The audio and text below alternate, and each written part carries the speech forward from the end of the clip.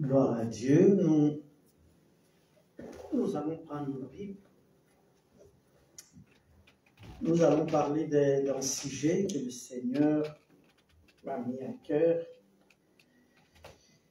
concernant notre foi, concernant notre vie spirituelle, car la parole de Dieu nous est donnée pour nous faire entrer dans la volonté de Dieu. Parce que comme Jésus lui-même, il a dit, il n'est pas venu faire la volonté des hommes, mais il est venu pour faire la volonté de Dieu. Alors, dans nos vies, c'est vrai, l'homme a sa volonté à lui, parce que l'homme veut faire ce qui lui plaît, ce qui lui est agréable. Mais par contre, l'homme ne s'est pas créé lui-même. Il a un créateur que nous connaissons tous, qui est Adonai, notre Dieu, qui nous a créés à son image, à sa ressemblance. Parce que nous sommes ses créatures et lui, en créant l'homme, il a une volonté à lui, Dieu, qu'il attend que l'homme puisse l'accomplir. L'homme n'est pas venu sur la terre par lui-même. L'homme ne s'est pas créé lui-même pour faire ce que lui veut, mais plutôt l'homme est appelé à faire la volonté de celui qui l'a créé, de celui qui l'a ramené sur la terre. Voilà même Jésus-Christ, lorsqu'il était arrêté, lorsqu'il était dans le jardin de Gethsémane, lorsque Dieu lui a fait voir la voie par laquelle il devrait passer, ce qu'il est venu accomplir sur la terre, lorsqu'il a demandé à son Père s'il ne pouvait pas passer cette coupe pour qu'il ne la boive pas, à la fin de sa prière, il a dit que ma volonté ne soit pas faite, mais que ta volonté soit faite. Alors que la volonté du Père pour le salut de l'humanité était que Christ devrait passer par cette voie de la crucifixion, donc mort à la croix et ressuscité pour donner le salut à quiconque veut le recevoir. Parce que nous sommes tous issus du péché et l'homme, par le péché, est privé de la gloire de Dieu. Mais dans la volonté de Dieu est que l'homme doit vivre la gloire de Dieu. Mais pour vivre cette gloire, l'homme doit revenir sur le premier plan que Dieu avait tracé sur l'homme, cette voie. Et lorsqu'il a placé les premiers hommes qu'il a mis sur la terre, Adam et Ève, Dieu avait trouvé un bon endroit, une bonne place pour eux. C'était dans le jardin de Gethsémane, plutôt dans le jardin d'Éden. C'est dans le jardin d'Éden où Adam et Ève étaient placés. Et lorsqu'ils étaient dans le jardin d'Éden, la parole de Dieu nous dit, ils n'avaient pas la souffrance, ils ne travaillaient pas, tout était dans leur disposition. Ils dominaient sur toutes les autres créatures que Dieu avait faites. Jusque le jour où Adam et Ève ont voulu faire leur propre volonté en désobéissant aux règles qui leur avaient été imposées lorsque Dieu leur avait dit vous pouvez manger les fruits de tous les arbres de ce jardin, sauf le fruit de l'arbre de la connaissance du bien et du mal. Les jours où vous en mangerez, vous mourrez. Satan est venu les amener sur autre terrain pour désobéir aux principes qu'on leur avait imposés par leur Créateur. Et lorsqu'ils ont voulu faire leur propre volonté, ils avaient désobéi et ils ont été privés de la gloire qui leur a été donnée. Et c'est là où l'homme était sorti dans le plan qui leur avait été tracé, le plan de Dieu. Donc, parce que l'homme a voulu faire sa propre volonté. Aujourd'hui, combien d'entre nous aussi ne cherchent pas à faire leur propre volonté au lieu de faire la volonté de celui qui nous a appelés? Comme nous venons de chanter, que nous appartenons à un Dieu. Et c'est lui qui connaît le plan et les projets qu'il a formés sur nous.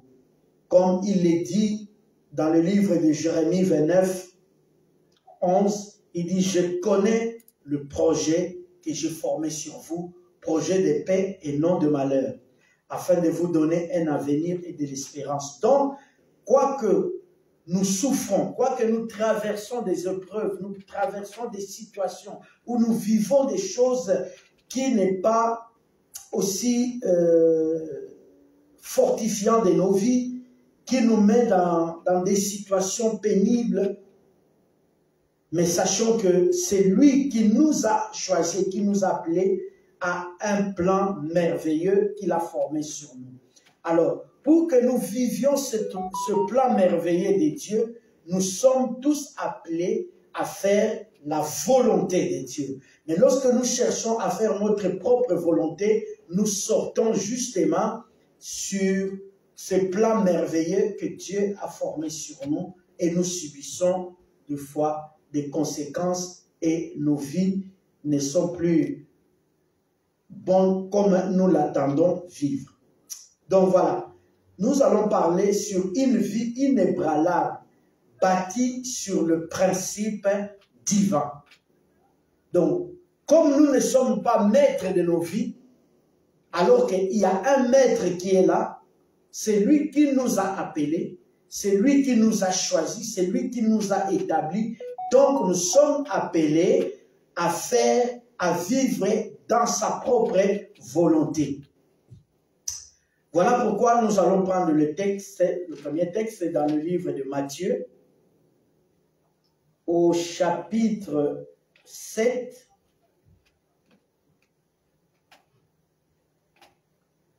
à partir du verset 21. Nous allons lire jusqu'au verset 28. C'est Jésus qui parle. Matthieu chapitre 7, à partir du verset 21. Il dit ceci. Ceux qui me disent, Seigneur, Seigneur, n'entreront pas tous dans le royaume des cieux, mais celui-là seul qui fait la volonté de mon Père qui est dans les cieux. Plusieurs me diront en ce jour-là, Seigneur, Seigneur, n'avons-nous pas prophétisé par ton nom? N'avons-nous pas chassé des démons par ton nom? Et n'avons-nous pas fait beaucoup de miracles en ton nom? Alors je leur dirai ouvertement, je ne vous connais jamais, je ne vous ai jamais connu. Merci. Retirez-vous de moi, vous qui commettez l'iniquité. C'est pourquoi quiconque entend mes paroles que je dis et les met en pratique sera semblable à un homme prudent qui a bâti sa maison sur le roc. La pluie est tombée, les torrents sont venus, les vents ont soufflé et se sont jetés contre cette maison. Elle n'est point tombée parce qu'elle a été fondée sur le roc. Mais quiconque entend les paroles que je dis et ne le met pas en pratique sera semblable à un homme insensé qui a bâti sa maison sur le sable. La pluie est tombée, les torrents sont venus, les vents ont soufflé et ont bâti cette maison. Elle est tombée et sa ruine a été grande. Après que Jésus ait achevé ses discours, la foule fut frappée de sa doctrine. Amen. Amen. Nous pouvons nous asseoir. Bien-aimés, nous parlions sur la volonté de Dieu. Nous parlons sur une vie inébranlable, une vie qui est bâtie non pas sur les principes des hommes, n'est pas bâtie sur le principe de la société, mais cette vie qui est bâtie sur la parole de Dieu, sur le principe de Dieu, parce que Dieu, c'est lui qui est notre créateur. C'est celui qui connaît nos vies plus que nous-mêmes, plus que l'homme.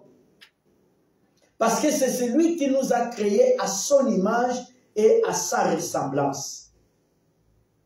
C'est celui qui connaît ce qu'il a prévu, ce qu'il a réservé pour nous. Comme je disais tout à l'heure, peu importe ce que nous sommes en train de traverser actuellement, maintenant, où tu es assis, mon frère, ma soeur, même vous qui nous suivez, peu importe ce que tu es en train de traverser, cette situation-là n'est que passagère. Ce qui est vrai, Adonai, qui nous a créés à son image, à sa ressemblance, connaît bien le projet, connaît le plan qu'il a tracé pour nous.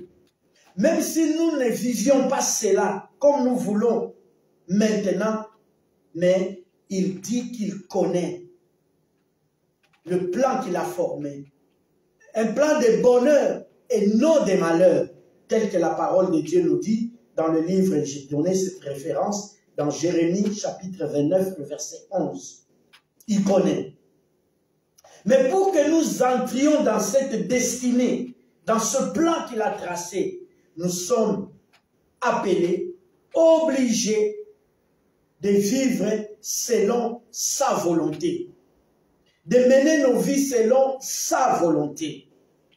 Voilà pourquoi Jésus dit, parce que nous sommes de pèlerins sur cette terre, sur ce monde, nous passerons. Dieu nous a ramenés sur cette terre pour que nous accomplissions une mission. Après cette mission, nous retournerons dans son éternité d'où nous sommes venus. Bien-aimés, nous ne sommes pas descendus d'une planète quelconque hasard, nous ne sommes pas des extraterrestres, non. La parole de Dieu nous dit dans le livre de Romains que ce qu'il a connu auparavant dans son éternité, il les a aussi appelés.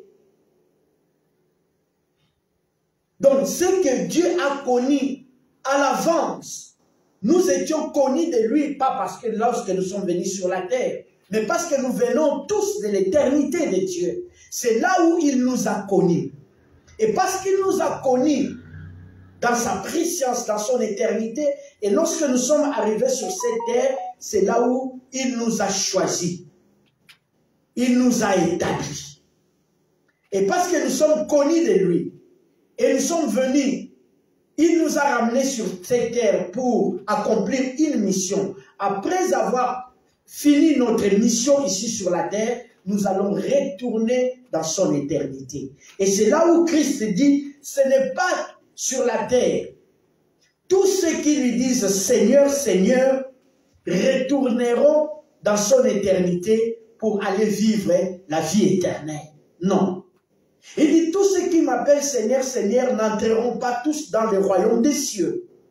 Mais c'est lui-là seul qui fait la volonté de mon Père qui est dans le ciel. Voilà. Ceux qui sont sur la terre, nous qui sommes sur la terre, lorsque nous faisons la volonté de Dieu, et lorsque notre mission sera finie ici sur la terre, c'est là où nous retournerons dans l'éternité, c'est là où nous allons hériter le royaume des cieux. Si seulement ici sur la terre, nous faisons la volonté de notre Père, de Dieu. Jésus dit maintenant que ces jours-là, plusieurs, parce qu'il va régner beaucoup, mais il dit seulement, plusieurs me diront en ces jours-là, Seigneur, Seigneur, n'avons-nous pas prophétisé en ton nom? Seigneur, n'avons pas chassé des démons en ton nom? Seigneur, n'avons pas fait des miracles en ton nom? Ça, ce sont des références que les gens aujourd'hui aiment et cherchent. Nous ne cherchons pas à faire la volonté de Dieu, mais nous voulons faire notre propre volonté et vouloir plaire aux hommes. Et c'est ce qui se passe aujourd'hui dans toutes nos assemblées. Les gens aiment, et les chrétiens aiment, les églises où on prophétise, où on parle de... Comprends mon frère? Les gens aiment des pasteurs, des prophètes, qui prophétisent à leur sujet. L'église qui ne prophétise pas, les gens diront là, il n'y a pas d'onction. Là, il n'y a pas la présence de Dieu. Comment les pasteurs ne prophétisent pas? Comment là-bas, il n'y a pas de miracles? Comment là-bas, on ne chasse pas des démons? Mais est-ce que c'est ça la volonté de Dieu? Est-ce que c'est pas ça que le Seigneur nous a appelés? Posons-nous des questions. C'est Jésus qui parle. Que ces jours-là, beaucoup prendront ces choses comme référence pour se justifier. Mais Seigneur, j'ai prophétisé en ton nom. J'ai chassé des démons en ton nom. J'ai fait des miracles en ton nom. Oui, parce que c'est lui qui nous a donné le pouvoir de chasser les démons. C'est lui qui parle, qui nous révèle des fois la vie des hommes. Mais ce n'est pas ça sa priorité. Ce n'est pas à cela que le Seigneur nous attend. Un jour, la parole de Dieu nous dit, Jésus envoya ses disciples pour aller faire un travail dans une ville.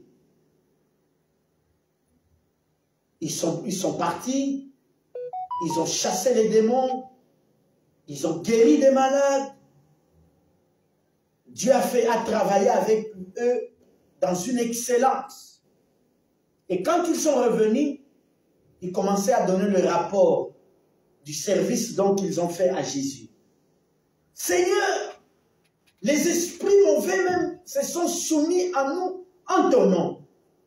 Jésus leur a dit oui. J'ai vu comment Satan tombait du ciel comme des éclairs.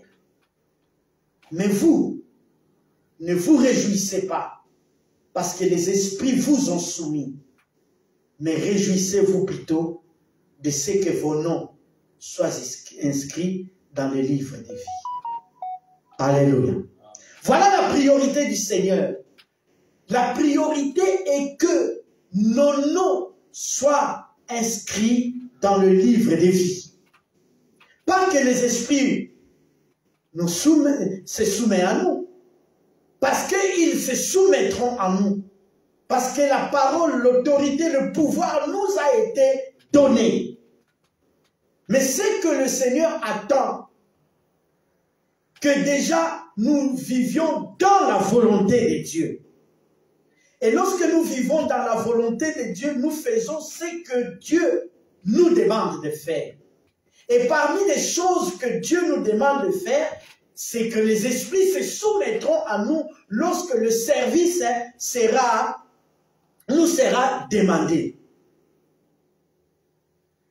Lorsque le Saint-Esprit est à nous, nous révélera ou nous donnera une parole pour un frère, pour une sœur. Parce que c'est lui qui travaille avec nous.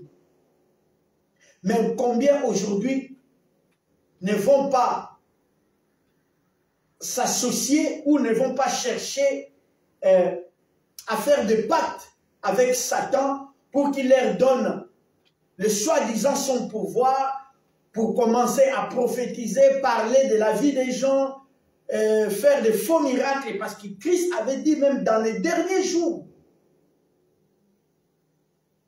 beaucoup viendront en son nom. Ils prophétiseront en son nom. Ils feront aussi même de miracles jusqu'au point même de séduire les élus. Jésus l'a dit. Voilà pourquoi aujourd'hui il y a une confusion dans le christianisme. Bien aimé, le christianisme, ce n'est pas une religion, mais le christianisme, c'est une doctrine. Voilà pourquoi à la fin, au verset 28, la parole de Dieu dit que après que Jésus ait achevé ses discours, la foule fut frappée par sa doctrine. La doctrine de Christ. Le christianisme n'est pas une religion, c'est une doctrine. Et je dis toujours, c'est comme des partis politiques aujourd'hui. Chaque parti politique a son leader. Le leader a eu une vision. Le leader a sa vision, il voit comment je peux diriger le pays, ce pays. Et nous voyons lorsqu'il y a des préparations dans les élections présidentielles, chaque président du parti politique vient et annonce sa vision, comment il voit des choses, comment il voit dans 4 ans, dans 5 ans, dans 7 ans diriger le pays. Voilà, voilà. Aujourd'hui, nous voyons comme ici, nous en France, comment Macron, après avoir reçu le 2e mandat, et il y a des choses qu'il voit qu'il doit changer, qui correspondent pour lui, pour lui et pour son parti. Il voit des choses, comment diriger le pays pour 5 ans, et voilà, voilà. Donc, et il a été réélu par rapport à cette vision des choses qu'il voit. Mais les gens, aujourd'hui, se sont rendus compte que malgré qu'il a été réélu, qu'il y a certaines choses dans sa vision ne correspondent pas à la marche du pays.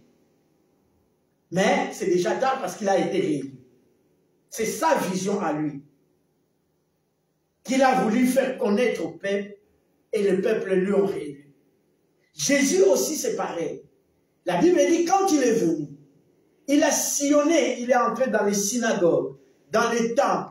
Il a participé à des prédications, à des enseignements. Il a été assis lui aussi sur le banc, écoutant comment les grands prêtres des synagogues parlaient, enseignaient. Mais il a vu que ce que eux ils enseignaient par rapport à Dieu, à la parole, n'était pas conforme. Amen. Voilà pourquoi la Bible dit qu'un jour, il s'est levé. On lui a remis les livres du prophète Ésaïe, où il a été écrit que l'Esprit du Seigneur est sur moi, il m'a oint pour annoncer la bonne nouvelle, il m'a oint pour délivrer les captifs, il m'a oint pour ouvrir les yeux des aveugles, pour que les paralytiques marchent. Il a dit, ce que vous venez d'entendre, c'est accompli aujourd'hui. Et c'est là où il s'est levé, c'est là où il a commencé.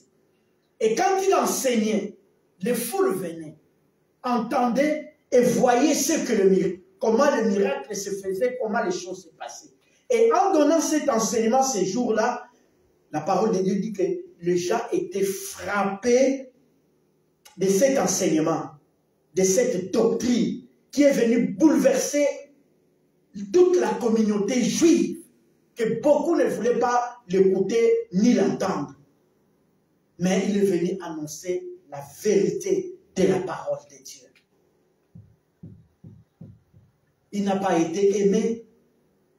On a cherché jusqu'à le tuer, à l'éliminer, jusqu'à ce qu'il a été vendu, crucifié, mis à mort pour dire nous ne voulons plus entendre. Combien de fois même ses disciples n'ont pas été arrêtés, même après son départ, arrêtés, on leur interdisait de parler et de prêcher au nom de cet homme Jésus. Pour eux, c'était un fantôme, c'était quelqu'un qui est venu bouleverser la vie, alors qu'il est venu annoncer la vérité de la parole de Dieu.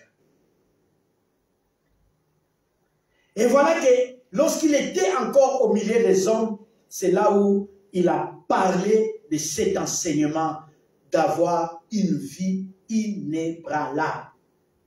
Il dit, ce n'est pas tous ceux qui, ces jours-là, qui me disent Seigneur, Seigneur, aujourd'hui, entreront dans le royaume. Pourquoi? Parce que ces personnes-là ne font pas la volonté de Dieu, mais ils font leur propre volonté. C'est pourquoi beaucoup, il va régner beaucoup ces jours-là. Et les gens prendront des références par rapport à ce qu'ils ont vécu, à ce qu'ils ont fait. Alors qu'ils le faisaient, non pas pour donner gloire à Dieu, mais c'était pour eux-mêmes, pour qu'ils s'en glorifient. C'est pourquoi Jésus a dit, je ne vous ai jamais connu. Quand les gens donneront ces références, chasser les démons, faire des miracles, prophétiser, Jésus dira, je ne vous ai jamais connu.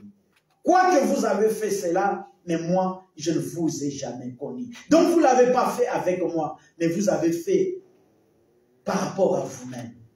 Donc, bien-aimés dans le Seigneur, soyons prudents, cherchons à demeurer dans la présence de Dieu et surtout à vivre notre vie chrétienne dans la volonté de Dieu.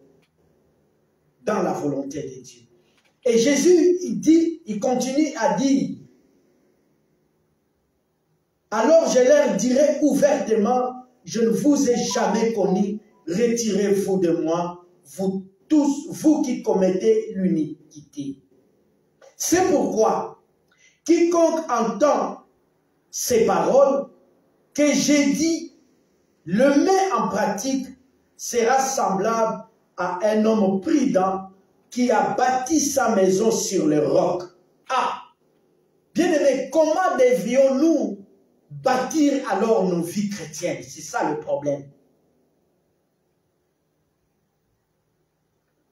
Paul dit ceci. Nous allons prendre la parole de Dieu.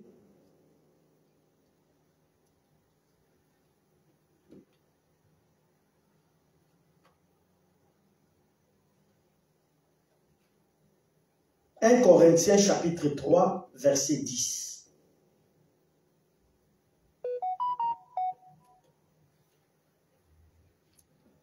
Tu peux avancer, papa. Comme ça, quand tu lis. 1 Corinthiens chapitre 3.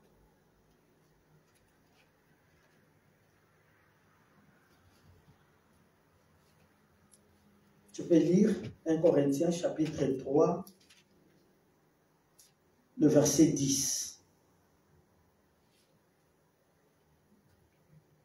1 Corinthiens 3, 10, je lis au nom de Jésus.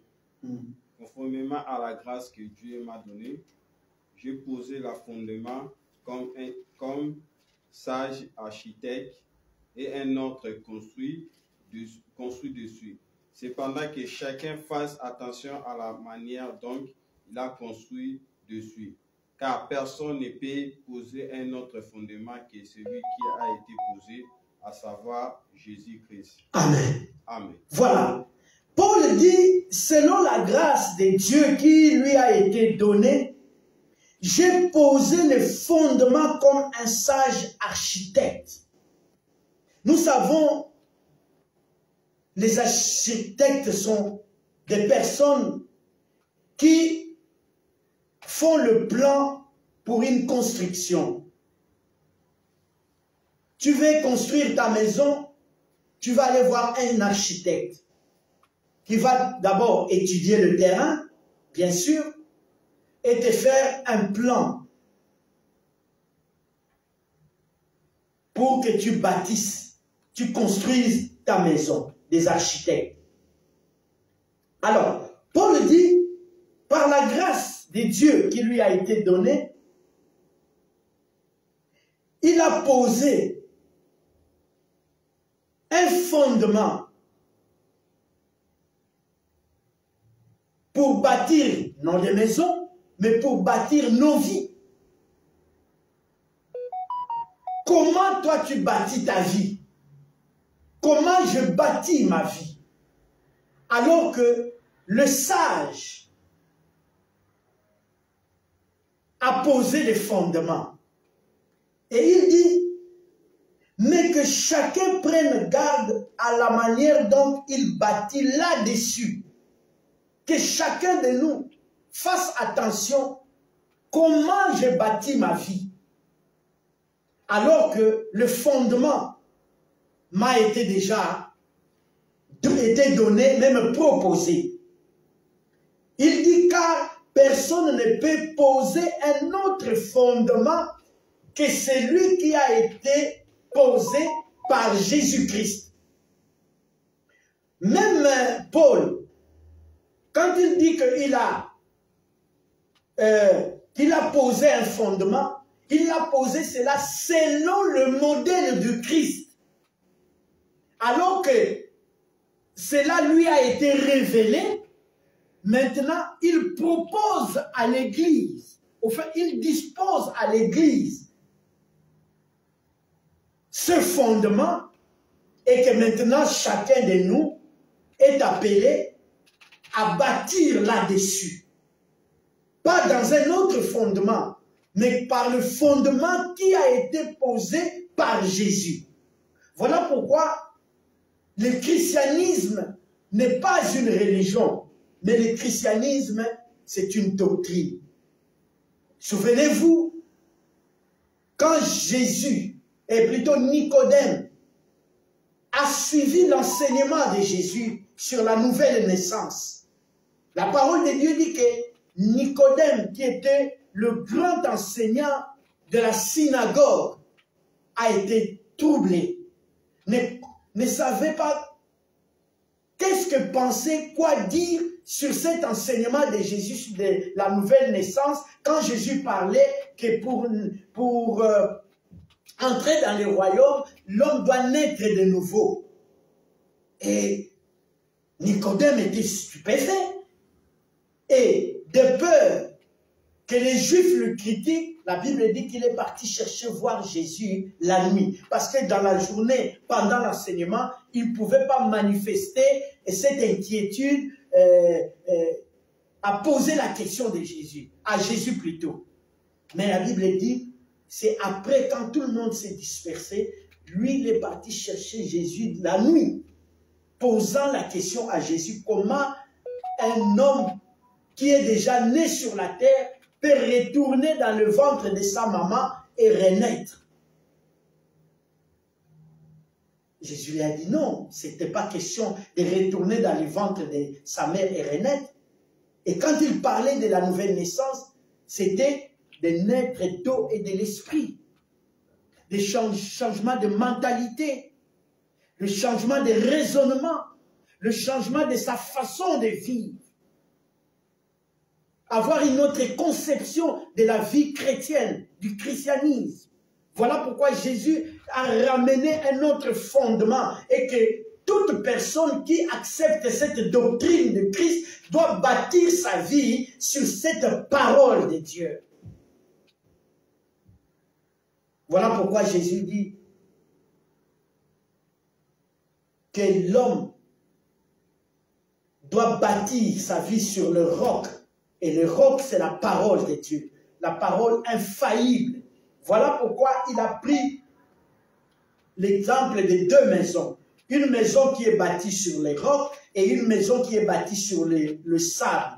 Il a dit, quand la pluie va tomber, les vents vont souffler, la tempête viendra, la maison qui est bâtie sur les rocs ne s'écroulera pas. Parce qu'il est bâti sur le roc. Et le roc, c'est Jésus-Christ, c'est la parole de Dieu.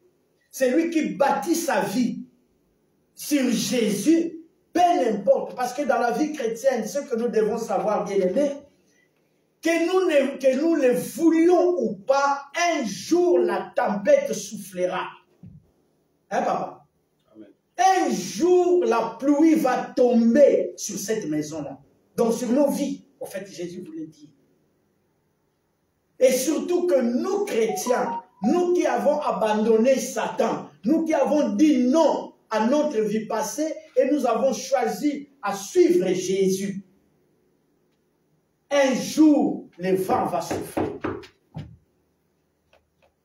Même si aujourd'hui nous dormons dans les châteaux, même aujourd'hui nous roulons sur les Rolls-Royce, c'est pas sur les limousines, même aujourd'hui nos comptes sont dans les milliards, dans les millions, milliards, c'est pas des hauts dans nos comptes, mais sachons qu'un jour, le vent va souffler dans nos vies.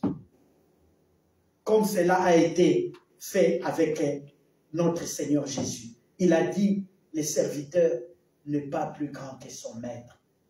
S'ils ont fait ça pour moi, à moi, ils feront ça aussi pour vous. Et nous sommes en train de vivre ces choses. Voilà pourquoi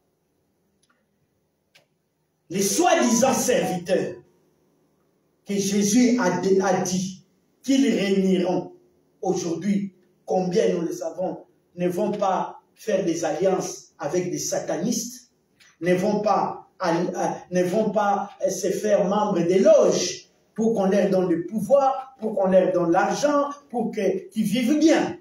et ils viennent au milieu du peuple pour faire de faux miracles, pour faire de fausses prophéties, pour que les gens le suivent et les gens le croient. Et ils disent qu'il fait cela au nom de Jésus.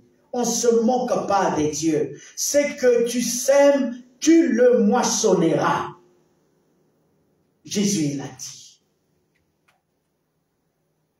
Donc voilà,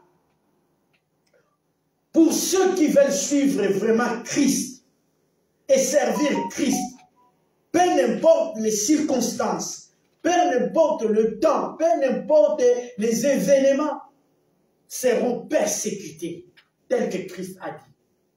Et dans la persécution, c'est là où on voit le vrai serviteur de Dieu, on voit les vrais appelés de Dieu.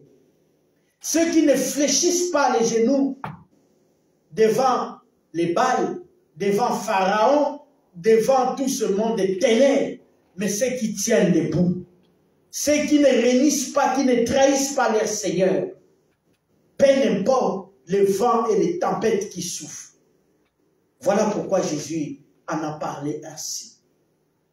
Et il dit, mais la maison qui est construite sur le sable, dès que la pluie va tomber, dès que le vent va souffler, cette maison elle sera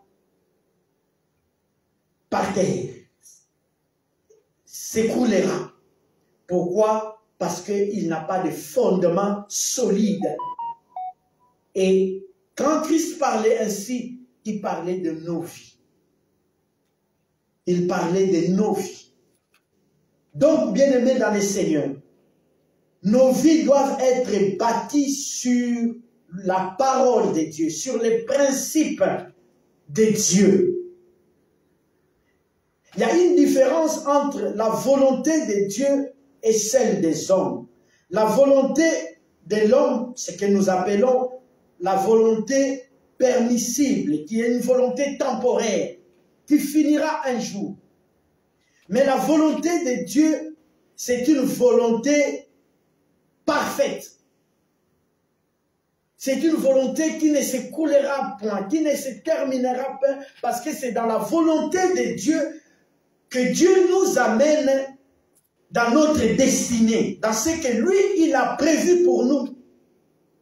Mais la volonté de l'homme, c'est une volonté temporaire. Je peux prendre un exemple. Tu cherches du travail. Tu cherches du travail à longue durée que nous appelons le CDI. Tu ne trouves pas. Tu dis, bon, en attendant, je vais même trouver... non, tu cherches la CDD, travail temporaire. Mais peut-être pour 3 mois, pour 6 mois, ça finira. Mais le CDI, c'est le travail à durée indéterminée. Ça, c'est la volonté de Dieu. Quand tu entres dans la volonté de Dieu, c'est une volonté qui n'a pas de fin. Dieu t'amène dans ta destinée qu'il a tracée jusqu'au jour où il t'appellera auprès de lui. Tu demeureras dans sa volonté.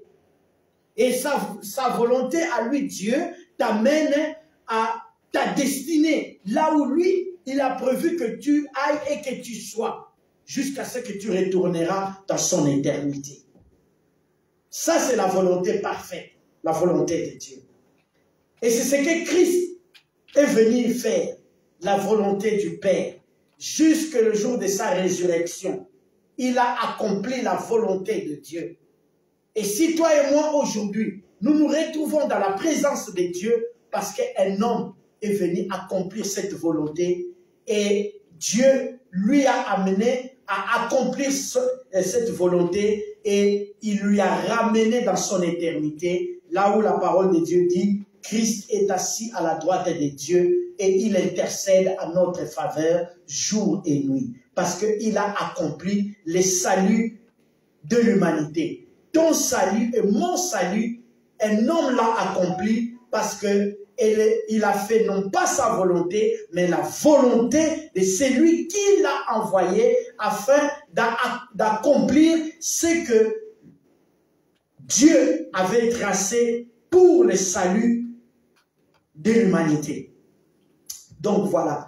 Et il nous a choisi, nous aussi, à continuer à faire ce travail pour que ceux qui sont éloignés de Dieu doivent venir se réconcilier avec Dieu pour leur éternité. C'est pourquoi Christ a dit, beaucoup il réunira qui n'entreront pas dans le royaume de Dieu parce qu'ils ne font pas la volonté de Dieu. Alors, Dieu qui est l'architecte de nos vies, parce que c'est Dieu qui est l'architecte, le vrai architecte c'est Dieu et c'est écrit dans le livre de Hébreux. Nous pouvons lire Hébreux chapitre 11, le verset 8 à 10. Tu lis, je vais dire bien. Dieu merci. C'est par la foi qu'Abraham a obéi lorsque Dieu l'a appelé et qu'il a parti pour le pays qu'il devait recevoir en héritage. Et il est parti sans savoir où il allait. C'est par la foi qu'il est venu s'installer dans le pays promis comme dans un pays étranger. Il a habité sous les tentes ainsi que Isaac, Jacob et les co-héritiers de la même promesse. 10. Quand il a entendu la cité qui a des solides fondements, c'est donc Dieu, l'architecte et les constructeurs. Amen. Amen. Donc Abraham, quand Dieu l'a appelé, Dieu ne lui avait pas donné sa destination. Il dit seulement, sors de la maison de ton père et va dans le lieu que moi je t'indiquerai. Ces lieux, Dieu ne lui a pas donné. Et Abraham marchait avec Dieu que par la foi. Il faisait des choses que par la foi. Donc, il faisait que la volonté de Dieu. Il ne faisait pas sa propre volonté. Jusqu'à ce que Dieu l'a amené dans le pays des Canaan. Et dans le pays des Canaan, Abraham était comme un passager. Et c'est là où Dieu lui dit que le pays où tu te trouves, comme un étranger, moi, Dieu, dans mon plan à moi, je donnerai cela à ta descendance comme un héritage. Donc, ta descendance va d'abord être comme, sera dans la servitude, dans un pays. Dieu n'avait pas dit à Abraham quel pays où ils seront esclaves. Mais c'est après que nous savons qu'ils étaient en Égypte et ils ont vécu pendant 400 ans, donc 4 siècles comme esclaves en Égypte. Et quand Dieu les a délivrés, Dieu maintenant a dit à Moïse, tu les amènes parce qu'ils prendront le pays de Canaan en héritage, comme j'ai promis à Abraham, à Isaac et à Jacob. Donc, Abraham a marché avec Dieu dans la foi. Toutes les paroles que Dieu lui disait, il gardait cela. C'était la foi. C'est pourquoi là, dans le livre d'Hébreux, on donne le témoignage des hommes de foi. Il dit, c'est par la foi qu'il veut s'établir dans la terre promise comme dans une terre étrangère, habitant sous les tentes ainsi que Isaac, son fils, et Jacob, les co-héritiers de la même promesse. Car ils attendaient la cité qui a des solides fondements, celle dont Dieu est l'architecte et le constructeur. Donc Abraham, il était au pays de Canaan, attendait ce que Dieu lui avait promis. Cette cité, que Dieu lui-même était l'architecte et le constructeur. Donc dans le plan de Dieu, Dieu, au fait, quand on parle de cette cité, on parle de Jérusalem, en fait, des choses spirituelles. Ça, c'était dans le physique, que le pays. Mais en réalité, ce qu'Abraham attendait, ce n'était pas des choses visibles, mais c'était des choses spirituelles dont Dieu avait promis à offrir à Abraham et à toute sa descendance, les héritiers, comme on dit, de la même promesse. Et c'est par la foi qu'ils ont marché avec Dieu en attendant que la promesse de Dieu puisse s'accomplir. Mais qui était l'architecte, qui était le constructeur de cette cité, si ce n'est pas Dieu? C'est Dieu. Amen. Amen. Voilà pourquoi on nous dit, dans la vie chrétienne, nos vies doivent être bâtis par le principe de Dieu. Lisons 1 Jean chapitre 5, le verset 11 à 13. Ah, tu commences par le verset 10 même. 1 Jean, l'épître de 1 Jean chapitre 5, donc première épître de Jean chapitre 5, le verset 10 à 13. 1 Jean 5, 10 à 13, je lis au nom de Jésus. Amen. Celui qui croit au Fils de Dieu possède témoignage en lui-même. Celui qui ne croit pas en Dieu fait de lui un menteur, puisqu'il ne croit pas au témoignage que Dieu a rendu au sujet de son Fils. Or, voici ce témoignage. Dieu nous a donné la vie éternelle, cette vie dans son Fils. Celui qui a le Fils a la vie, celui qui n'a pas le Fils de Dieu n'a pas la vie. Je vous ai écrit cela, à vous qui croyez au nom du Fils de Dieu, afin que vous sachiez que vous avez la vie éternelle, que vous continuez à croire au nom du Fils de Dieu. Amen. Amen. Amen. Voilà. Jean dit, c'est lui qui croit au Fils de Dieu a ce témoignage en lui-même. Mais celui qui ne croit pas, Dieu le fait menteur, puisqu'il ne croit pas au témoignage que Dieu a rendu à son Fils. Et voici ce témoignage. Ce que Dieu nous a donné la vie éternelle, et que cette vie est dans son Fils. Celui qui a le Fils a la vie, celui qui n'a pas le Fils de Dieu n'a pas la vie. Je vous écris ces choses afin que vous sachiez que vous avez la vie éternelle, vous qui croyez au nom du Fils de Dieu.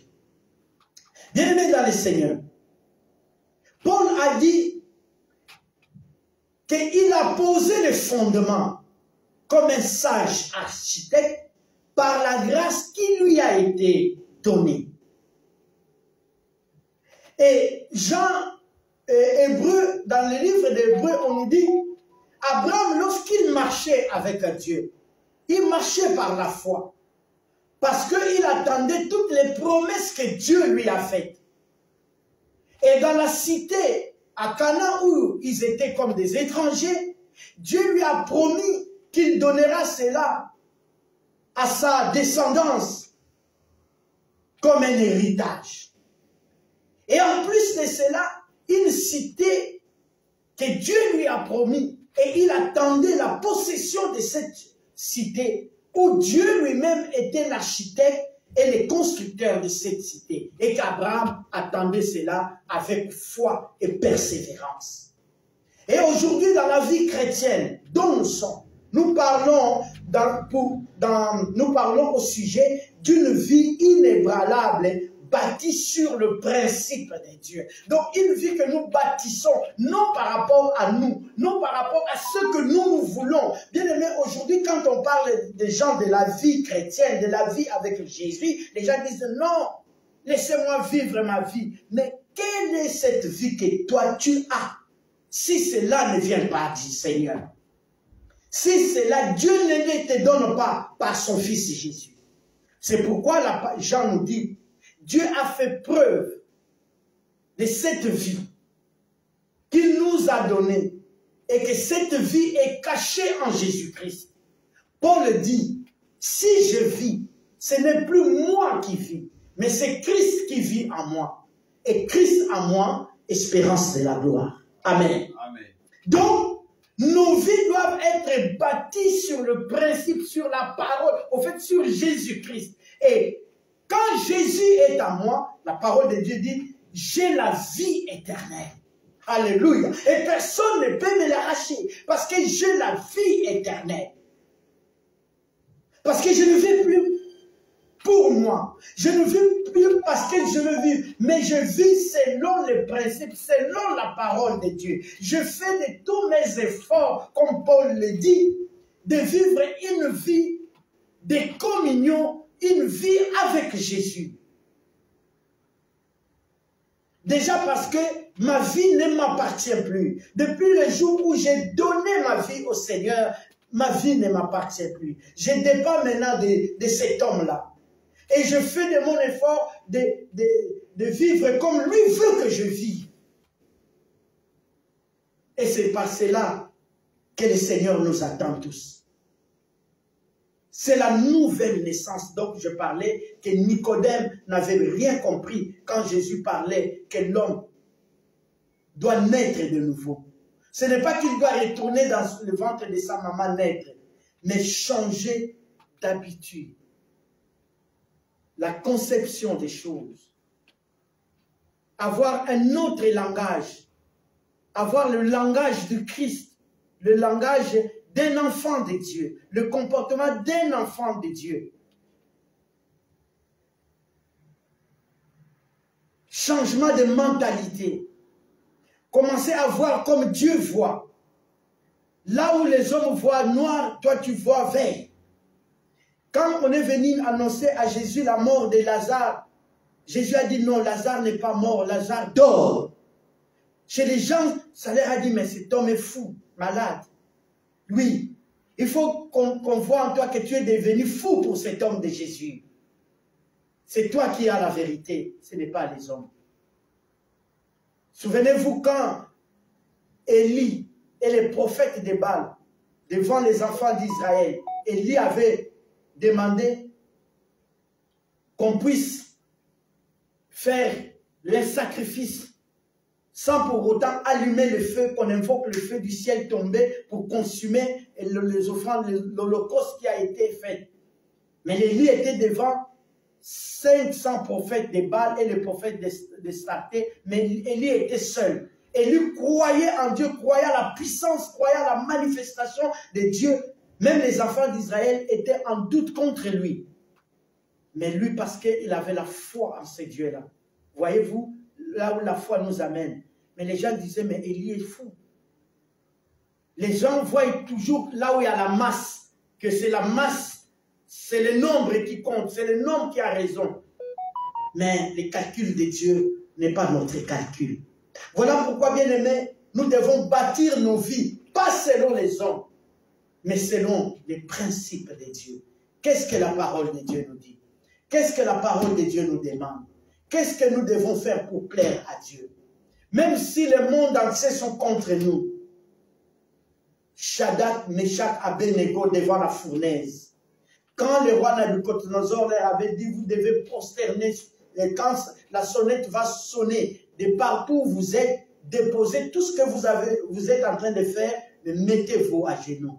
Un Shadrach, Meshach et Abednego, ils ont dit, nous n'allons pas nous prosterner devant toi, roi Nabucodonosor, parce que nous avons déjà un Dieu où nous nous prosternons. Mais quand le roi avait dit que je veux vous jeter dans la fournaise, ils ont dit, tu peux nous jeter dans la fournaise. Mais le Dieu que nous servons est capable de venir nous délivrer même dans la fournaise. Voyez le changement de la mentalité. Là où tout le monde voit noir, toi tu n'es pas obligé de les suivre. Parce que tu as un Dieu tout-puissant. Moi, je donne mon témoignage à moi. Pendant le Covid, on a demandé à tout le monde de se vacciner.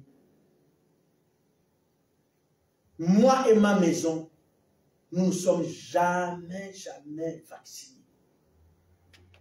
Nous sommes en vie. J'ai même dépassé l'âge des gens qui étaient obligés d'être vaccinés. Mais j'ai dit, même si aujourd'hui, le gouvernement disait, les étrangers qui ne veulent pas se faire vacciner vont prendre l'avion, rentrer, je prendrai ma famille, on se mettra dans l'avion, on retourner. Le vaccin n'entrera pas dans mon corps. Ça, c'est moi, avec ma foi, parce que j'ai un Dieu dont j'ai prié, qui m'a dit de ne pas se faire vacciner. Je ne suis jamais tombé malade. Aucun de mes enfants a été vacciné et tombé malade. Nous sommes en bonne santé. Voilà. Ce n'est pas parce que nous sommes contre le gouvernement, parce que j'ai bâti ma vie selon les principes de Dieu. et je fais ce que Dieu me dit de faire, pas ce que les hommes disent de faire. C'est différent. Alléluia. Ayez foi en Dieu. Celui qui a fait la promesse est fidèle.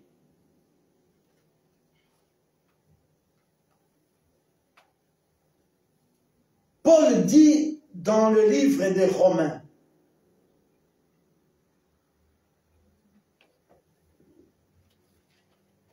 je vais chercher la référence, Romains chapitre 10. Non, Romains 12. Voilà.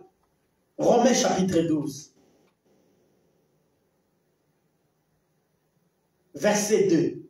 Il dit, ne vous conformez pas au siècle présent, mais soyez transformés par le renouvellement de l'intelligence, afin que vous discerniez quelle est la volonté de Dieu, ce qui est bon, agréable et parfait. Ce siècle dont nous vivons, il a sa manière de se comporter. Il a sa manière de vivre, sa manière d'agir. Mais la parole de Dieu, qui est des éléments sur le fondement de nos vies. Je vais vous donner des éléments qui nous amènent à bâtir nos vies selon le modèle que Christ veut que nous bâtissions nos vies. Mais la parole de Dieu dit que ces siècles, ne vous conformez pas au siècle présent. Pourquoi? Parce que ce siècle a sa façon de vivre. La semaine dernière, oui, c'était lundi ou mardi, je suivais dans les infos, j'étais dans ma voiture pour aller travailler. Il y a la maire d'une ville ici en France, d'une commune, une petite commune. Ce maire-là a 68 ans. C'était un homme, mais qui s'est transformé en femme, qui est devenue aujourd'hui Madame le maire. Donc, qui a changé de sexe. Il n'est plus un homme, il devient une femme, mais qui est dans le gouvernement, qui dirige une commune. Et tout le monde est d'accord, la ville même acclame, tout le monde dit oui, qu'il vive sa vie, c'est sa vie, et tout ça. Un homme de 68 ans qui devient une femme de 68 ans. Il n'est plus monsieur le maire, mais il devient madame le maire. Et les gens trouvent ça, c'est normal.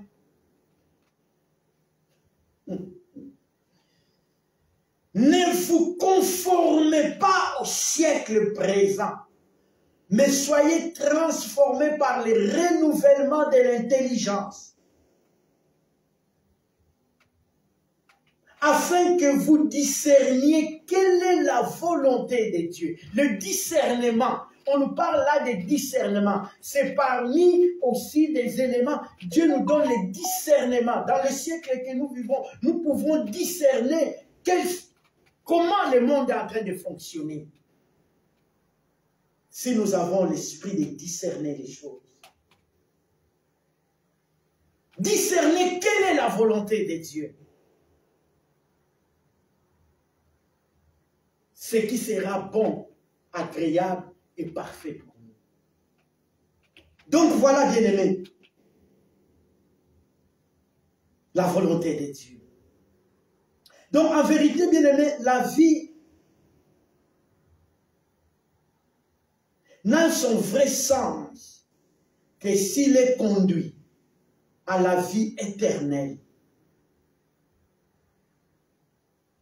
dans la paix, la justice et l'amour. Le sens de la vie, quand les gens disent « laissez-moi vivre ma vie », quelle vie que l'homme a pour se plaire à cela? Si cela ne lui a pas été donné par Dieu. Parce que la parole de Dieu nous dit, nous devons être dans la joie. Nous qui avons reçu la vie que Jésus-Christ nous a donnée. Il dit, si vous recevez les témoignages des hommes, les témoignages de Dieu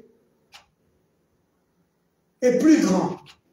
Et les témoignages de Dieu, c'est que Dieu nous a donné la vie éternelle. Et cette vie est dans son Fils. Celui qui a le Fils a la vie. Mais celui qui n'a pas le Fils de Dieu n'a pas la vie. Bien-aimé, écoutez, que vous croyez et que vous ne croyez pas.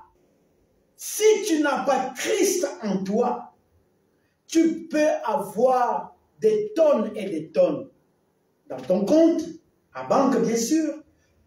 Tu peux dormir dans des châteaux. Tu peux, je ne sais pas, rouler dans des avions, je ne sais pas, dans des Rolls, dans des limousines. Sache que tu n'as pas la vie.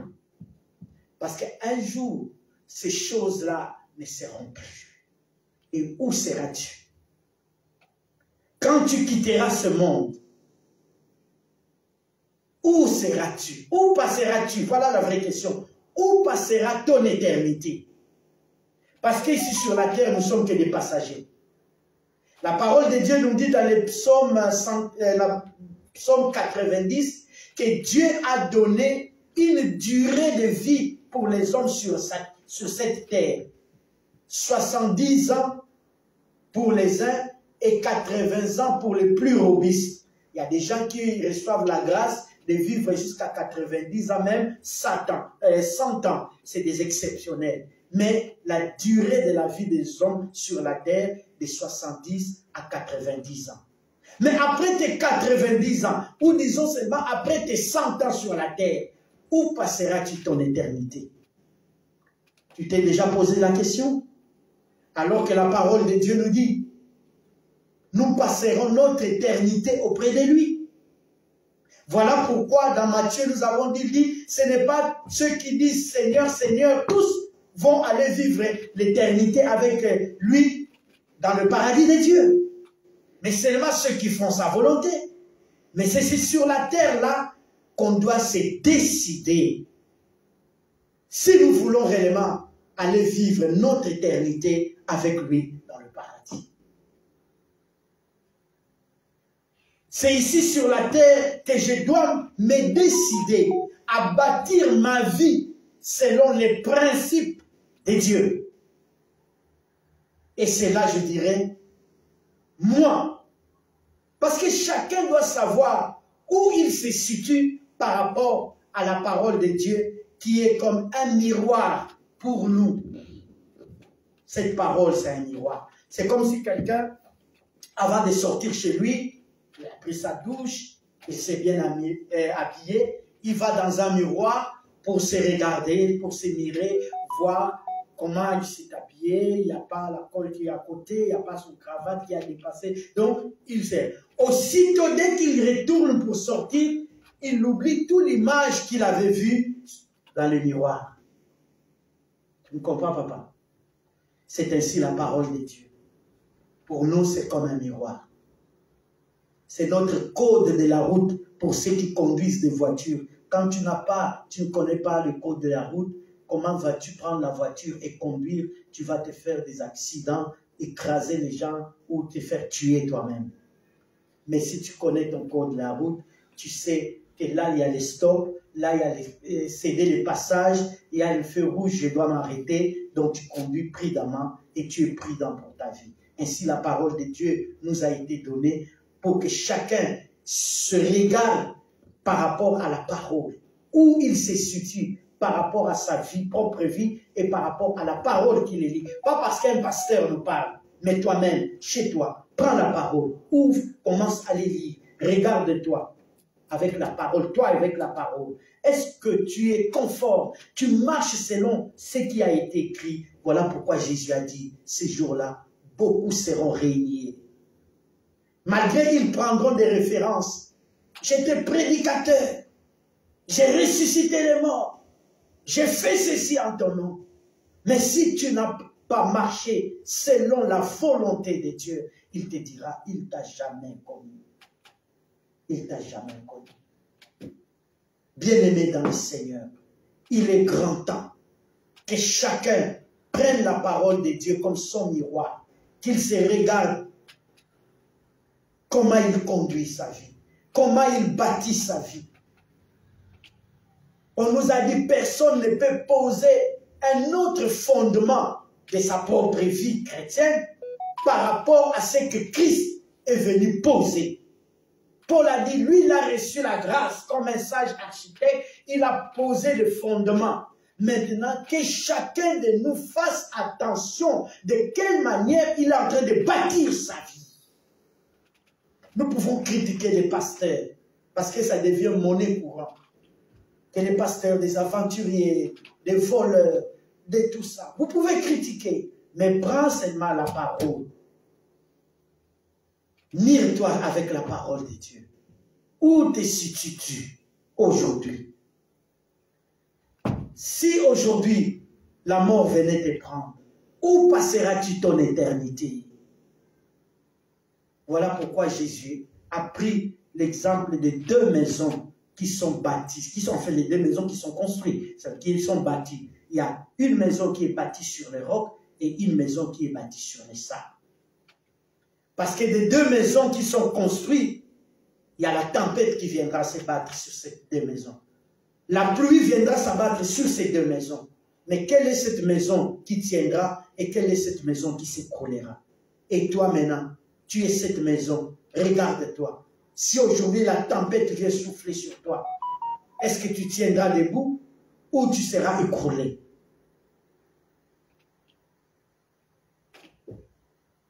Oh, gloire soit rendue à notre Dieu. Il nous a donné son Fils pour la vie éternelle. Dieu est le seul qui nous offre le moyen, par la foi, de bénéficier cette grâce, cette vie éternelle qu'il a donnée à son Fils. Il a fait preuve de le ressusciter des morts. Et la vie éternelle est en Jésus. La parole de Dieu dit, c'est lui qui a le Fils à la vie. C'est lui qui n'a pas le Fils de Dieu, n'a pas la vie. Le premier démarche, c'est ça, recevoir Jésus-Christ dans sa vie comme Seigneur et Sauveur. Et deuxièmement, c'est la conversion. C'est ce que Jésus a dit à Nicodème, naître de nouveau. Quand on reçoit Jésus dans sa vie comme Seigneur, son Seigneur et son Sauveur, c'est là le processus qui commence, qui nous amènera à la conversion, d'abandonner notre vie passée, de commencer une nouvelle vie avec Jésus. Parce que dans notre vie passée, nous ne marchions pas avec le Seigneur. Nous faisons des choses que nous voulions. Nous amenions notre vie comme nous voulons. Mais maintenant, avec Jésus, je ne peux rien faire sans lui consulter. Je ne peux pas prendre des décisions sans lui. Je ne peux plus agir sans lui. Parce qu'il est mon conseiller. Je lui demanderai conseil dans tout ce que je fais. S'il me dit oui, fils, va, j'y vais. S'il me dit non, je ne vais pas. S'il me dit oui, fils, fais, je le fais. S'il me dit ne le fais pas, je ne le fais pas. Parce que ce n'est plus moi qui vis, mais c'est Christ qui vit en moi. Alléluia. Donc voilà. La parole de Dieu nous montre que par son Fils, ou Dieu nous montre que par son Fils, comment devrions-nous bâtir une vie inébranlable? Alors, les éléments qui nous amènent ou qui nous amènera à bâtir nos vies conformément aux principes de Dieu. Premièrement, disposons nos cœurs comme je l'ai dit, acceptons Jésus-Christ comme Seigneur et Sauveur de nos vies.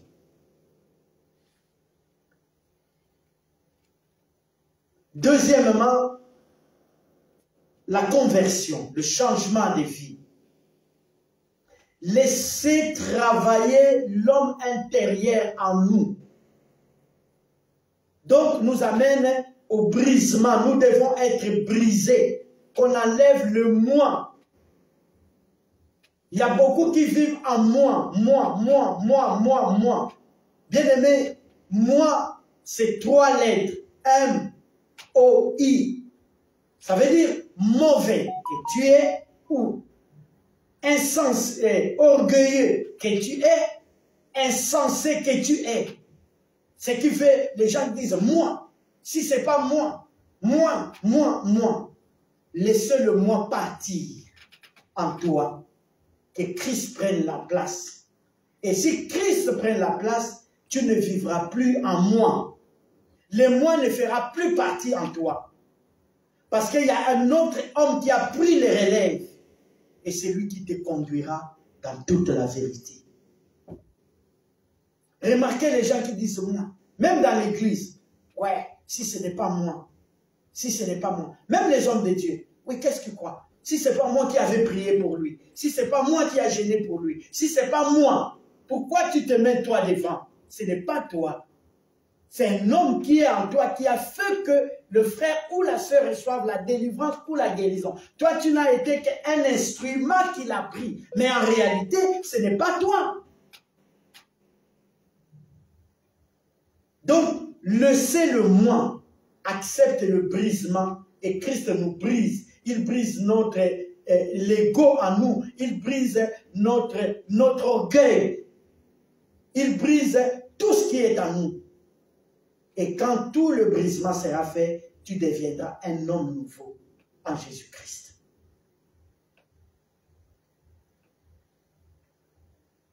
Alors, troisièmement, le fondement ou le matériel qui nous amènera aussi à bâtir notre vie selon les principes de Dieu, c'est la parole de Dieu. Savoir lire et méditer la parole de Dieu. Car la parole, c'est la lumière et la perfection, tel que les psaumes nous les déclarent. Alors, un autre élément qui nous amène à bien bâtir notre homme intérieur, notre foi pour être agréable à Dieu, c'est la foi. Car il est écrit dans le livre de Hébreux au chapitre 11, le verset 6, que celui qui s'approche de Dieu doit croire que Dieu existe et qu'il est le rémunérateur de ceux qui le cherchent. Toutes nos prières sont exaucées à Dieu par la foi que nous avons en lui. Dieu est le consommateur de notre foi. Il n'y a aucune prière exaucée par Dieu n'est le fruit de la foi. Jamais. Dieu répond à nos prières par la foi que nous avons en lui. La foi, c'est la confiance que nous avons. J'ai confiance en Dieu. Je sais que cette situation, Dieu le résoudra. J'ai la foi et Dieu. Voilà pourquoi nous avons dit qu'Abraham est le père de la foi, parce que toute sa vie, il a marché dans la foi avec Dieu.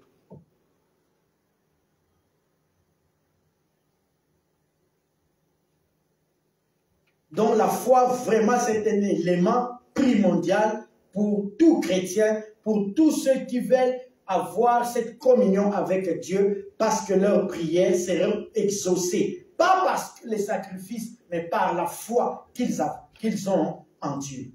Et le dernier élément que nous pouvons signaler sur la construction de nos vies, c'est la prière. Car la prière, c'est le moyen de communiquer avec Dieu. Dieu a plusieurs moyens de communiquer avec les hommes. Dieu a plusieurs moyens. Il peut te parler dans la parole, il peut te parler par une autre personne, il peut te parler dans la prière, il peut te parler dans la nature, Il a plusieurs moyens de communiquer avec les hommes. Mais nous n'avons qu'un seul moyen de communiquer avec Dieu, c'est par la prière. Donc, soyons les hommes et les femmes de prière. Et c'est par nos prières et par la foi que nous avons en Dieu que nous verrons nos requêtes soient exaucées. Ça, c'est les éléments qui nous amènera à bâtir une vie inébranlable à notre Dieu selon le principe, selon le modalité que le Seigneur veut que nous puissions en avoir pour que nous puissions être agréables à lui et à lui seul.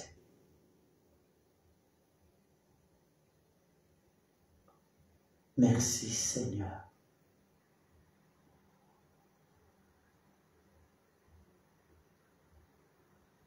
Nous allons prier le Seigneur. Nous avons écouté la parole de Dieu. Jésus a dit qu'il est parti nous préparer des places et qu'il viendra nous chercher afin que là où lui il sera, il veut que nous y soyons aussi avec lui. Mais pour cela, il fait le tri, ou il fait le choix de ceux qui vont aller avec lui vivre l'éternité, et il y en a ceux qui n'iront pas. Pas parce que lui ne veut pas qu'eux ne viennent pas, ça sera par rapport à leur propre comportement ou à notre propre comportement. Il a dit, ce n'est pas tous ceux qu'il appelle aujourd'hui qui entreront dans les royaumes, mais seulement ceux qui font la volonté de son Père.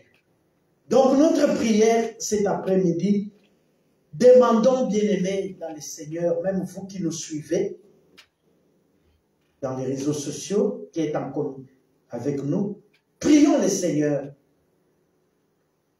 que toute notre vie, si peut-être avant nous ne savions pas, mais à partir d'aujourd'hui, cherchons à vivre selon la volonté de Dieu, à faire des choses selon la volonté de Dieu, pas selon la volonté des hommes. Ne cherchons pas à plaire aux hommes. Jacques, dans son épître, il dit, est-ce que je cherche à plaire aux hommes ou à plaire à Dieu? Si je plaisais encore aux hommes, je ne serai jamais serviteur de l'Éternel.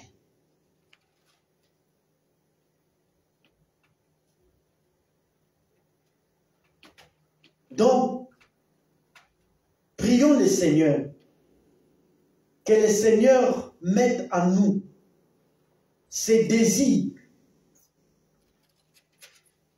que toute notre vie, que nous puissions faire que sa volonté et vivre dans sa volonté. Paul dit, je sais vivre dans toute position que Dieu me met, dans l'abondance ou dans la disette. Mais nous, les enfants de Dieu, nous cherchons toujours les conforts. Les conforts, nous voulons vivre dans le confort. Mais nous ne voulons pas vivre nous retrouver plutôt dans des situations précaires. Des fois, Dieu nous amène sur ce terrain, le terrain qu'on appelle dans le désert. Nous voulons vivre seulement dans l'abondance. Dans l'abondance. Nous ne voulons pas les déserts. Mais des fois, Dieu nous amène dans le désert. Et c'est dans le désert qu'il nous parle, qu'il nous forme, qu'il nous transforme. La Bible dit même Jésus, c'est le Saint-Esprit qui lui avait amené dans le désert. Et quand il a fait 40 jours dans le désert, en sortant du désert, il était rempli de la puissance. Et même quand Satan est venu essayer de l'attaquer, il n'a pas pu. Parce qu'il a passé des moments et des moments de communion avec son Père dans le désert. Et Moïse, c'est dans le désert qu'il a rencontré réellement le Seigneur. où le Seigneur lui a donné la mission d'aller libérer son peuple en Égypte. Donc, des fois, le désert aussi, c'est le terrain que Dieu nous amène pour se révéler à nous. Aimons aussi être dans le désert. Et les épreuves font partie aussi de la vie chrétienne. Parce que les épreuves aussi, Dieu vient pour nous éprouver, pour voir jusqu'à quel niveau que nous avons la foi, que nous avons la confiance avec lui. Donc ne voyons pas tous ces moments où tout ce qui nous arrive, qu'il n'y a que Satan, il n'y a que des démons, il n'y a que des sorciers. Non. Il y a des choses que Dieu aussi amène pour nous éprouver. Quand Dieu a dit à Abraham de tuer Isaac, c'était une épreuve. Dieu voulait voir jusqu'à quel niveau la confiance ou la foi d'Abraham peut y aller, jusqu'à sacrifier son fils pour lui. Il a dit, offre-moi ton fils, ton unique, celui que tu aimes. Abraham pouvait aussi refuser, mais il a cherché à faire la volonté de Dieu. Et quand il a levé le couteau pour tuer l'enfant, Dieu lui a dit, ne porte pas ta main sur l'enfant. Je vis maintenant que tu m'aimes. Bien-aimés, voyons. Donc, toutes ces choses, quand nous nous retrouvons sur un terrain quelconque, des difficultés, des problèmes, des maladies, une situation qui n'est pas aussi confortable, ne voyons pas toujours les démons, des sorciers. Cherchons à demander au Père si c'est dans sa volonté que cette épreuve ou cette persécution, ou comme on a dit, le vent soufflera, la tempête viendra, si ce n'est pas dans la volonté de Dieu, et si c'est là dans la volonté de Dieu, comme Jésus dans le jardin de Gethsémane, nous acceptons, nous disons, Père, que ta volonté soit faite. Et si ce n'est pas Dieu, et c'est là où il nous donnera la force et le pouvoir d'écraser l'œuvre de l'ennemi. Prions le Seigneur. Alléluia. Shakabaya brasumari. Ekamaya braseke beso. Yondo shikende yakababa. Ibroso kamaya braseke beso to yondo shikende. Oui, Seigneur, notre Dieu. Papa, cet après-midi, tu as voulu nous faire comprendre que, Seigneur, oh Dieu, parce que nous ne sommes pas de ce monde, et que dans ce monde nous sommes venus accomplir une mission, et lorsque la mission terminera, nous retournerons dans ton éternité, où tu as dit, Seigneur, ce n'est pas tous ceux qui disent Seigneur, Seigneur entreront dans les royaumes, mais c'est seulement ceux qui font la volonté de mon Père. Père, laisse-nous vivre dans ta volonté et faire que ta volonté, agir que ta volonté, que toute notre vie sur cette terre, dans la mission que tu nous as confiée de venir accomplir, nous voulons marcher avec toi, nous voulons agir avec toi, Seigneur, oh Dieu, demeurer avec toi dans ta volonté, et que tout ce qui peut nous arriver, dans toutes circonstances que nous pouvons nous retrouver, Papa, si cela est dans ta volonté, nous l'acceptons de tout notre cœur.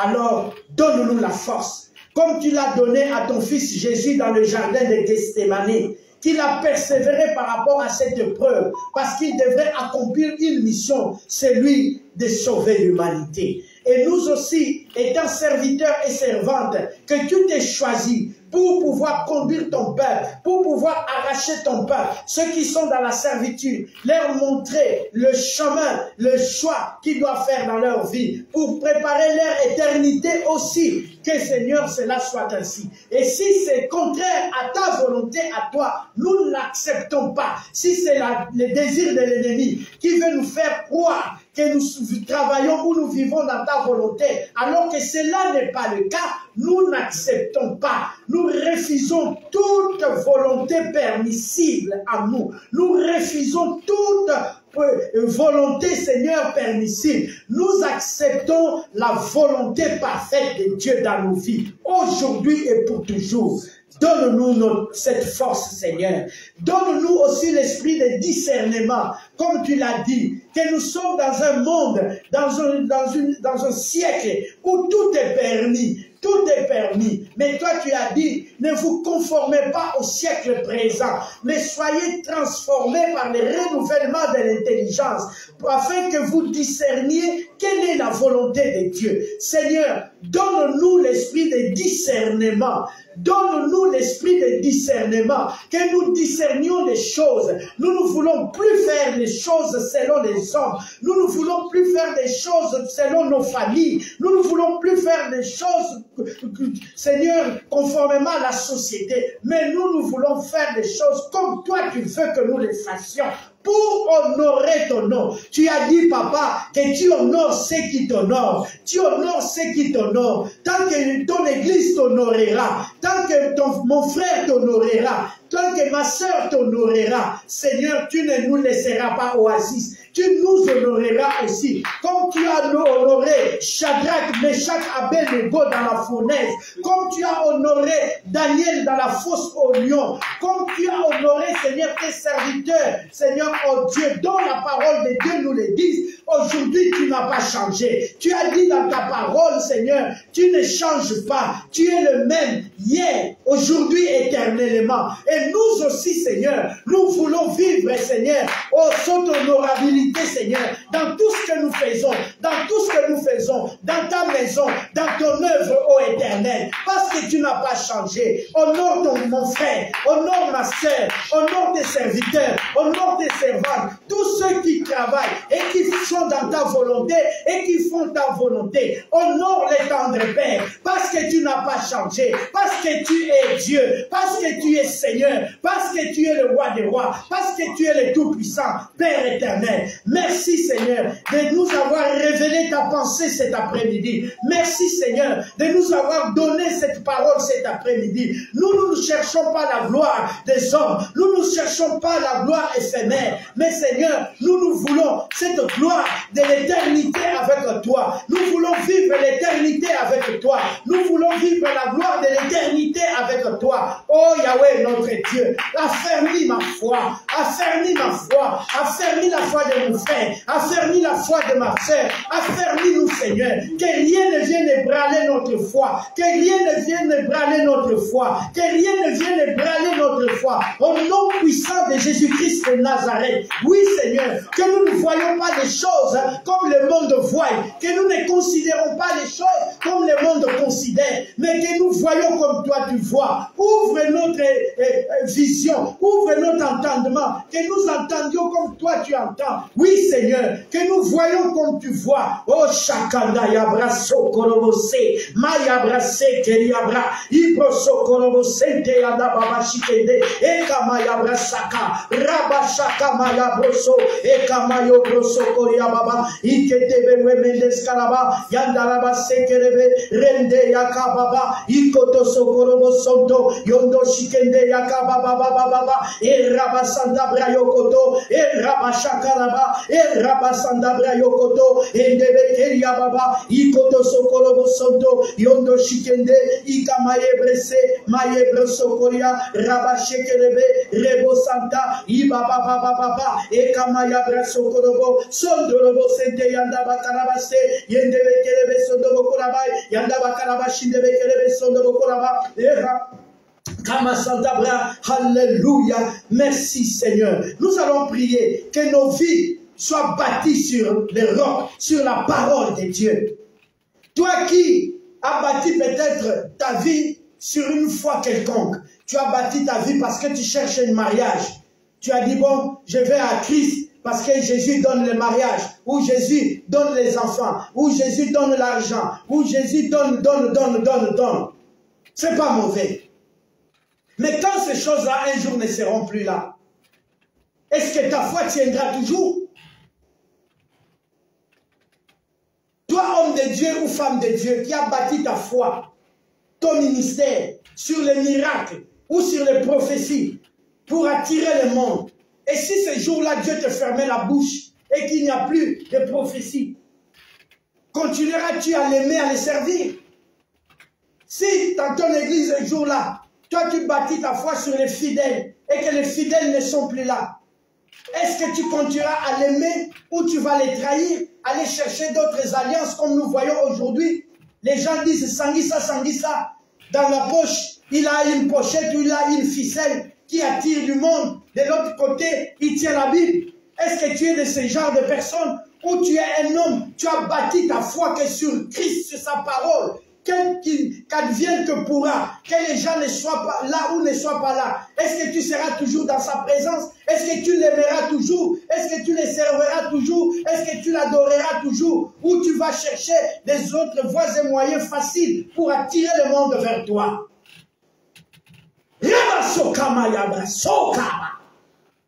C'est la voix de l'Éternel qui parle.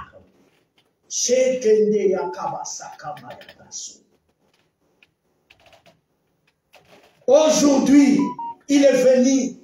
Ce n'est pas tous ceux qui me disent Seigneur, Seigneur, entreront dans le royaume.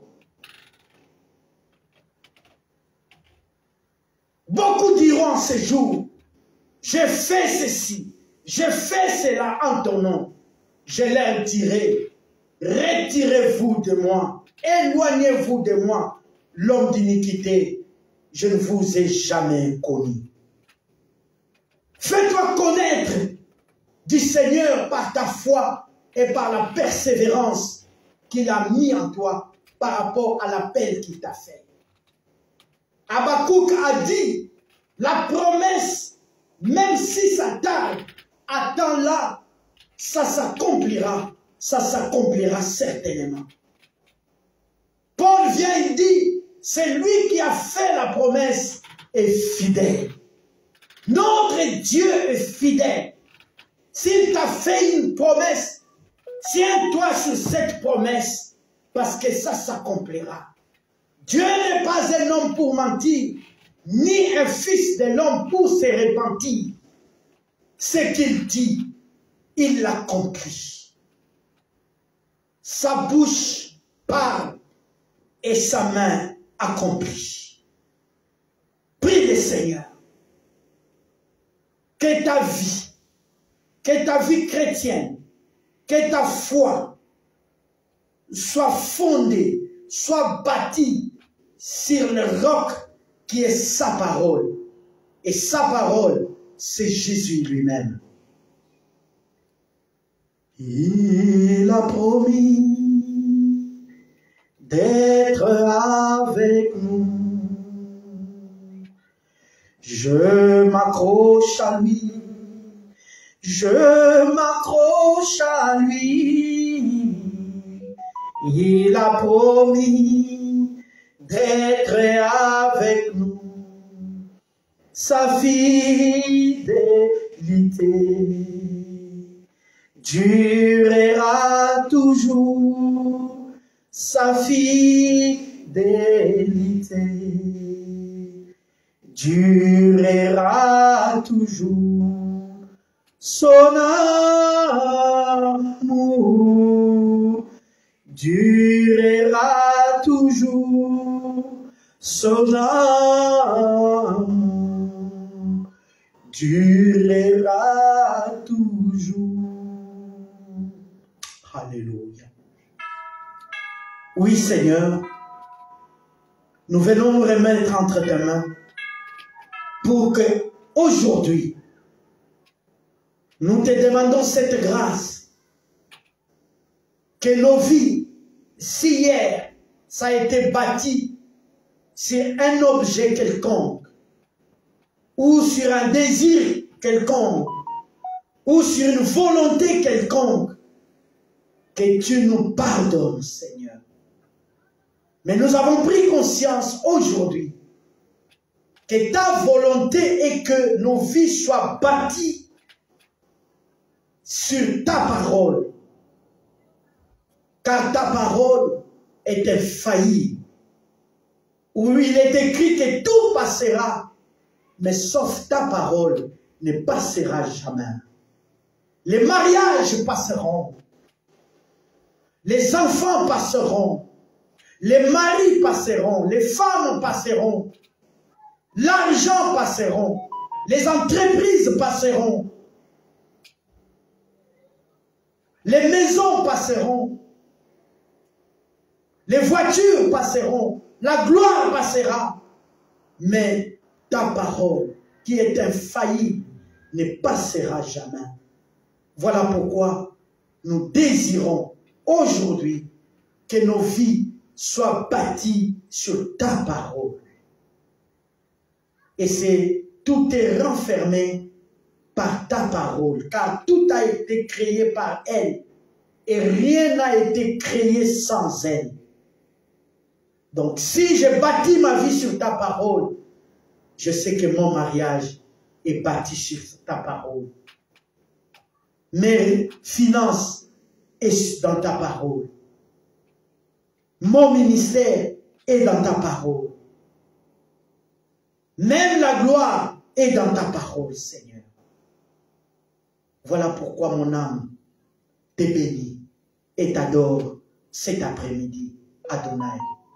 Que ton nom soit élevé et que ton nom soit béni. Je prie, Seigneur, pour tes enfants. Seigneur, que de là où ils sont, que l'Esprit du Seigneur, que l'Esprit qui a ressuscité Christ d'entre les morts, que nous venons de célébrer la Pâque, comme il est écrit, Seigneur, que si l'Esprit qui a ressuscité Jésus-Christ d'entre les morts habite en vous, l'Esprit qui a ressuscité Christ d'entre les morts donnera aussi la vie à vos corps mortels. Que cet Esprit, qui n'est rien d'autre que le Saint-Esprit de Dieu, puisse visiter mon frère, puisse visiter ma sœur, de là où ils sont. Que ceux qui sont malades dans les hôpitaux, Saint-Esprit, que tu les visites, que tu les touches et que tu les guérisses au nom de Jésus. Ceux qui sont fatigués, abattus, découragés, tombés même, tu es capable de le relever et relève-le. Toi, la puissance de Dieu, la puissance du Saint-Esprit, touche ton peuple, restaure-le, bénis-le, relève-le, pour que, Seigneur, demain, après-demain, quand tu permettras que nous puissions nous retrouver ensemble, nous ne cesserons de te glorifier, de t'offrir les sacrifices de nos lèvres, notre adoration et nos louanges, parce que tu en es digne. Toi qui as fait de nous un royaume de sacrificateurs pour ton Dieu, exauce notre prière cet après-midi et bénis ton peuple. Que les églises de cieux s'ouvrent dans leur vie. Que la gloire de la seconde maison soit plus grande, puisse nous bénir au-delà de nos attentes. Adonai, ton nom sera glorifié à jamais. Louange, gloire et puissance te soient rendues, Père, maintenant et pour toujours. Sois béni, Père, dans le nom précieux de notre Seigneur et Sauveur Jésus-Christ, et que nous t'avons ainsi prié en disant Amen, Amen et Amen. Amen.